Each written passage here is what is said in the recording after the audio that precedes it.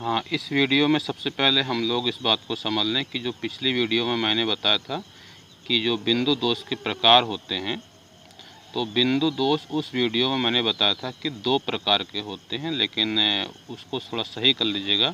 बिंदु दोष 3 प्रकार के होते हैं, जिसमें से हम लोग पहला दोष पढ़ रहे थे स्टाइकोमेट्री या रस समीकरण मिति दोष, और मैंने यह बताया था कि यह भी दोष जो होता है वो 4 प्रकार का होता है। इसमें 2 प्रकार हम लोगों ने पढ़ लिया था। पहला था रिक्तिका दोष और दूसरा दोष था अंतराकाशी दोष। इन दोनों दोषों को हमने पिछली वीडियो में पढ़ लिया था। इस करेक्शन को आप लोग ज़रूर कर लीजिएगा कि बिंदु दोष 3 प्रकार के होते हैं। तो अब हम लोग जो है तीसरा दोष, जो रस समीकरण मिति का तीसरा दोष है, उसको पढ़ने जा रहे हैं। रस समीकरण मिति का तीसरा दोष क्या है? शॉर्टकी दोष। शॉर्टकी दोष क्या होता है? जो अभी मैंने बताया था कि जो पिछले 2 दोषों को आपने पढ़ा है, रिक्तिका दोष और अंतराकाशी दोष, वह अनआयनिक क्रिस्टलों का दोष था। कैसा दोष? किसका दोष था? अनआयनिक क्रिस्टलों का, यानी ऐसे क्रिस्टल जो आयन से नहीं बने होते हैं। अब ये जो शॉर्टकी दोष और फ्रैंकल दोष आप पढ़ने जा रहे हैं, यह आयनिक क्रिस्टलों का दोष है। आयनिक क्रिस्टल का मतलब जिसमें धनायन और ऋणायन दोनों होते हैं। तो देखिए उस बात को मैंने लिखा है, यह आयनिक क्रिस्टलों का दोष है। इसमें समान संख्या में धनायन तथा ऋणायन अपने निर्धारित स्थान को छोड़कर क्रिस्टल से बाहर निकल जाते हैं। इस दोष में क्रिस्टल का घनत्व घट जाता है। मतलब अगर धनायन भी निकलेंगे, ऋणायन भी निकलेंगे, और उस शर्त क्या है? समान संख्या में निकलते हैं। जितने धनायन निकलते हैं उतने ही ऋणायन निकलते हैं, ताकि जो क्रिस्टल है वह उदासीन बना रहे। किसी भी प्रकार का दोष हो, क्रिस्टल हमेशा उदासीन बना रहता है। इस बात को आपको समझना है। और किसी भी प्रकार का दोष हो, दोष के बाद क्रिस्टल का स्थायित्व क्या होता है? घट जाता है।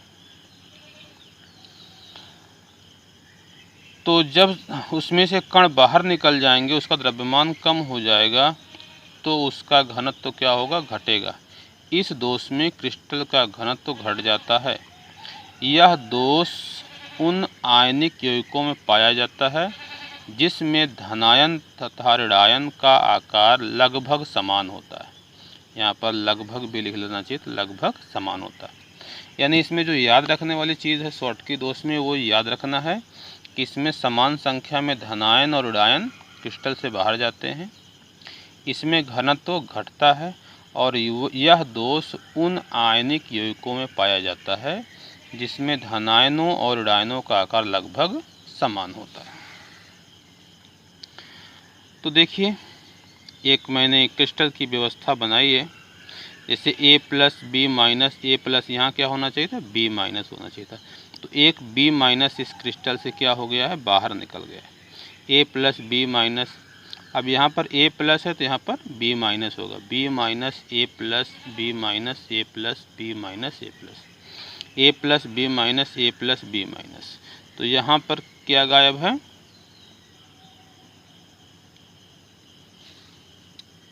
वैसे तो मैंने यहाँ पर देखिए, यहाँ पर A plus B minus A plus, यहाँ B माइनस है, A plus B minus A plus B minus, तो दोनों जगह से मैंने B माइनस ही गायब कर दिया है। मुझे इस स्थान को रिक्त करना चाहिए था।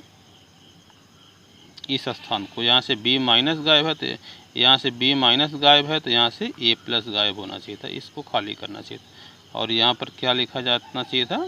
B minus. B माइनस का मतलब ऋणायन की बात हो रही है। तो समान संख्या में धनायन और ऋणायन क्रिस्टल से, यहाँ से B माइनस गायब है तो यहाँ से A प्लस गायब होना चाहिए था।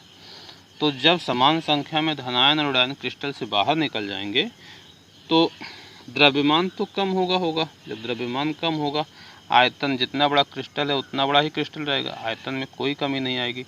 तो इसमें क्या होगा? घनत्व तो घटता है। जैसे मैंने बताया कि NaCl, KCl, CsCl और AgBr। AgBr के बारे में बता दूं।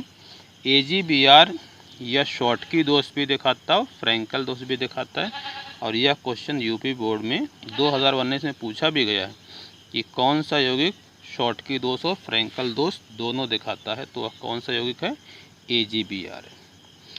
तो शॉटकी दोष से ज़्यादातर जो क्षारीय धातुओं के हैलाइड हैं वह प्रदर्शित करते हैं। तो जो रस समीकरण मिति का चौथा दोष है वह फ्रैंकल दोष है। फ्रैंकल दोष में क्या होता है, यह भी आयनिक क्रिस्टलों का दोष है। शॉटकी दोष भी आयनिक का है, फ्रैंकल दोष भी आयनिक का है। यह आयनिक क्रिस्टलों का दोष है। इसमें प्रायः धनायन अपने निश्चित स्थान को छोड़कर अंतराकाशीय स्थान में चले जाते हैं तथा आयन का स्थान रिक्त हो जाता है। मतलब जो धनायन होते हैं वह अपने स्थान को छोड़कर कहाँ चले जाते हैं, जो कणों के बीच में खाली स्थान होता है उसको अंतराकाशीय स्थान कहते हैं, उसमें चले जाते हैं। और जहाँ पर उनको होना चाहिए था वो जगह क्या होती है, खाली हो जाती है। यह दोष उन आयनिक यौगिकों में पाया जाता है जिसमें आयनों का आकार का अंतर अधिक होता है। मतलब आयनों के आकार का अंतर अधिक होने का मतलब प्रायः क्या होता है, धनायन का आकार छोटा होता है, ऋणायन का आकार बड़ा होता है। यानी अगर धनायन का आकार ऋणायन के आकार से बहुत छोटा है, उसमें अंतर ज़्यादा है, तो उसमें कौन सा दोष होगा, फ्रैंकल दोष होगा।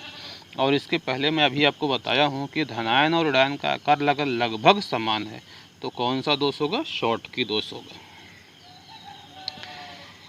इस दोष में क्रिस्टल का घनत्व अपरिवर्तित रहता है। घनत्व क्यों अपरिवर्तित रहेगा, क्योंकि जो धनायन होते हैं वह अपने निश्चित स्थान को छोड़कर केवल अंतराकाश में जाते हैं। जब अंतराकाश में कण जाएंगे तो क्रिस्टल से न तो बाहर आ रहे हैं, न तो बाहर से क्रिस्टल में कोई कण प्रवेश कर रहा है, न तो क्रिस्टल से बाहर निकल रहे हैं।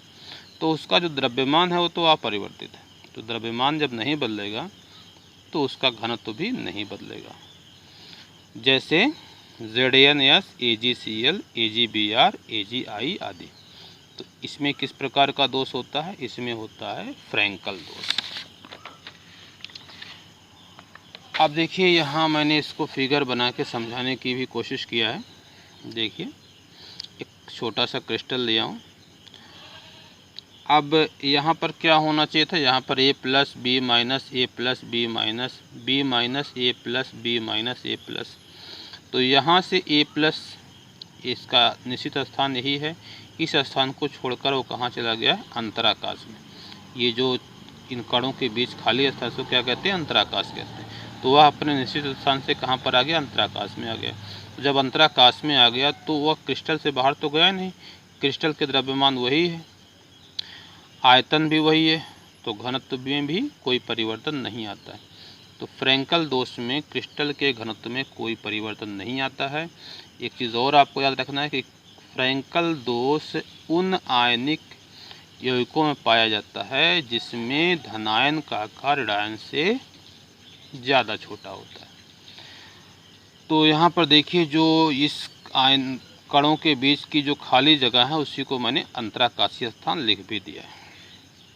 तो इस तरीके से जो रस समीकरण मिति दोष था वो 4 प्रकार का था और इस चारों प्रकार को आपने ढंग से समझ भी लिया है। पहला दोष क्या था, रिक्तिका दोष। दूसरा था अंतराकाशी दोष। रिक्तिका दोष और अंतराकाशी दोष जो था वह अनआयनिक यौगिकों में पाया जाता है। तीसरा कौन था, तीसरा दोष आपका था शॉटकी दोष। चौथा था फ्रैंकल दोष। शॉटकी दोष में क्या होता है, घनत्व घट जाता है। फ्रैंकल दोष में घनत्व अपरिवर्तित रहता है, जिसे आपने समझ लिया। अब मैंने बताया था कि बिंदु दोष कितने प्रकार के होते हैं, 3 प्रकार के। तो जिसमें से पहला प्रकार हमने रस समीकरण मिति दोष को पढ़ लिया है। अब हम बिंदु दोष का दूसरा प्रकार पढ़ने जा रहे हैं। तो बिंदु दोष का दूसरा प्रकार होता है अशुद्धि दोष। अशुद्धि दोष क्या होता है, अशुद्धि का मतलब होता है किसी ऐसी चीज़ को मिलाना जो उसमें ना हो। जैसे मतलब अगर चीनी में नमक भी मिल जाए तो वह अशुद्धि कहलाएगी। भले हमारे लिए नमक एक यूज़फुल चीज़ है, लेकिन चीनी में अगर वो मिला है तो चीनी में वो किस रूप में, अशुद्धि के रूप में। तो देखिए अशुद्धि दोष क्या होता है। जब गलित NaCl मतलब NaCl को पिघला के गर्म किया जाए तो जब वो गल जाता है उसे क्या कहते हैं, गलित NaCl में अल्प मात्रा में, अल्प मात्रा का मतलब थोड़ी सी मात्रा में SrCl2 स्ट्रेंशियम क्लोराइड, जिसका परमाणु क्रमांक कितना होता है, 38 होता है, ये क्षारीय मृदा धातु है, इस पर +2 आवेश होता है, को डालकर क्रिस्टलीकृत किया जाता है तो कुछ सोडियम आयन Na+ आयन के स्थान पर Sr+2 आयन आ जाते हैं।